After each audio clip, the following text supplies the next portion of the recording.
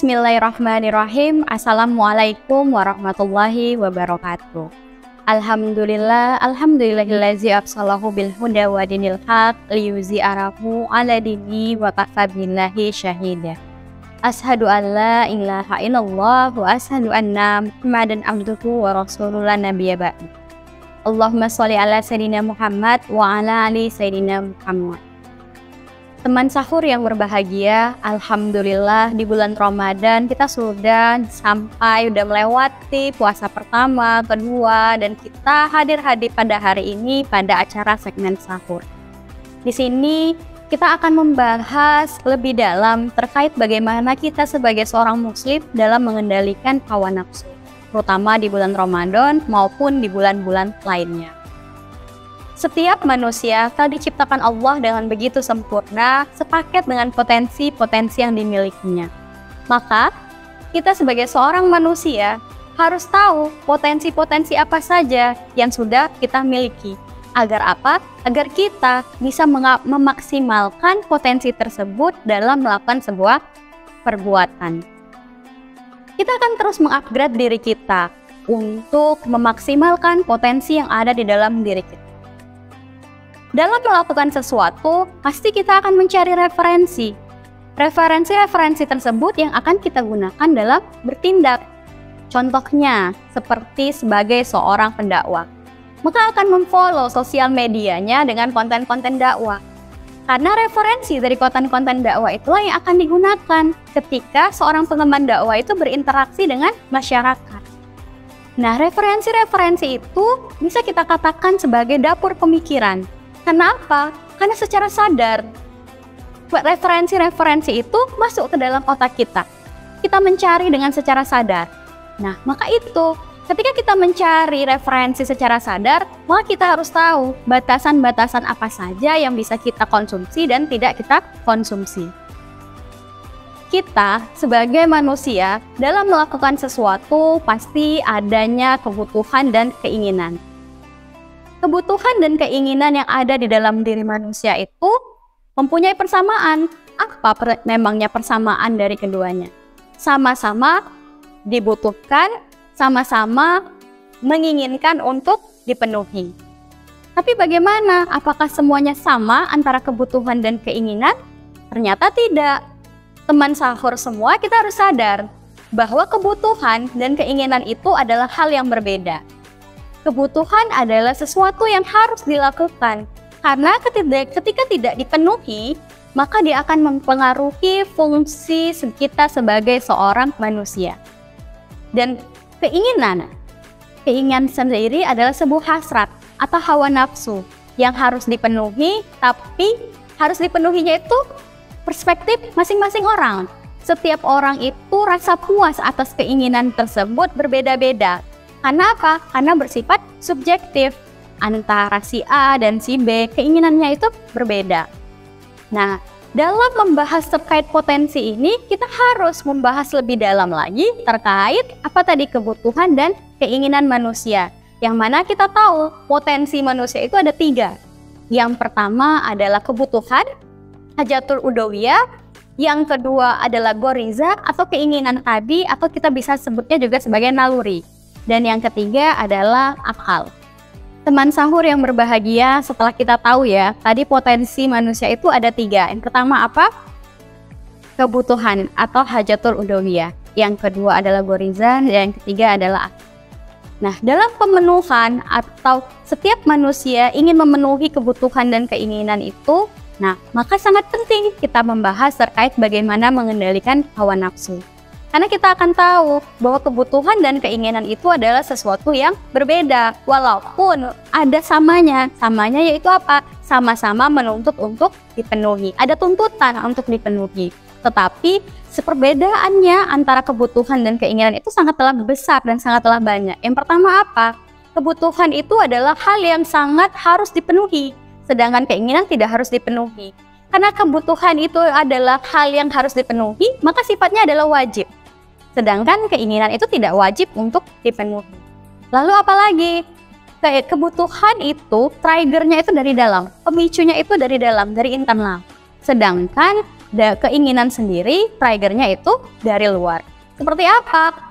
Mungkin kita bisa lihat ya, kita sebagai makhluk hidup yang membutuhkan oksigen untuk bernafas. Ketika kebutuhan oksigen itu tidak dipenuhi, maka nanti apa? Terjadi gangguan fisiologis di dalam tubuh manusia. Ada rasa lapar, rasa haus, itu semua adalah kebutuhan yang harus dipenuhi. Nah, sedangkan keinginan-keinginan tidak harus dipenuhi. Keinginan itu sendiri atau gorizah tadi yang kita bahas dengan bahasa gorizah, itu terbagi atas 3. Yang pertama yaitu gorizah bako. Gorizah bako adalah naluri mempertahankan eksistensi diri. Mungkin kita bisa lihat ya, orang-orang yang berniat untuk menjadi penguasa akan menghalalkan berbagai macam cara untuk bisa mendapatkan posisi yang mereka inginkan. Tanpa melihat aturan syariat bagaimana syariat mengatur, mereka tidak mengindahkan itu. Nah, itu akan mempengaruhi nanti dengan kita dalam mengendalikan hawa nafsu. Kemudian mungkin bisa melihat ya, mungkin di sekitaran rumahnya itu kan banyak ya penjual-penjual takjil, makanan-makanan yang dijual untuk kita konsumsi ketika berbuka puasa. Itu rupanya sangat banyak. Mungkin kita tergoda untuk membelinya. Apa yang kita lihat semuanya ingin kita beli kayak gitu kan. Tetapi kita harus sadar, itu hanyalah sebuah keinginan. Ketika kita sudah membeli semuanya, pada saat berbuka, pasti yang kita makan enggak semuanya. Kita akan memilih hanya 1 atau 2 potong kue yang akan kita makan. Karena perut kita tidak cukup, tidak kuat untuk makan semua yang kita sudah beli tadi. Nah, itu adalah keinginan. Ketika keinginan itu tidak bisa kita kendalikan, maka kita tidak bisa mengendalikan hawa nafsu. Padahal syara sudah menentukan bahwa tidak boleh mubazir, tidak boleh berlebih-lebihan di dalam makan. Seperti di dalam surat Al-A'raf ayat 31. Sebagaimana firman Allah dalam Al-Quran dalam surat Al-A'raf ayat 31 yang artinya, wahai anak cucu Adam, pakailah pakaianmu yang bagus di setiap masuk masjid. Makan dan minumlah, tapi jangan berlebih-lebihan. Sungguh Allah tidak menyukai orang-orang yang berlebihan. Kita tahu di dalam Al-Quran pun sudah mengatur untuk kita untuk tidak mubazir dalam membeli makanan atau tidak berlebih-lebihan dalam mengkonsumsi makanan. Kemudian yang kedua adalah goriza now. Goriza now adalah keinginan atau naluri. Naluri ingin dicintai, ingin disayangi, seperti itu. Teman sahur yang berbahagia, mungkin di sini ada yang melihat ini ada anak muda, ada orang dewasa, ibu atau bapak. Mungkin bisa melihat ya bagaimana ketika seseorang anak muda jatuh cinta.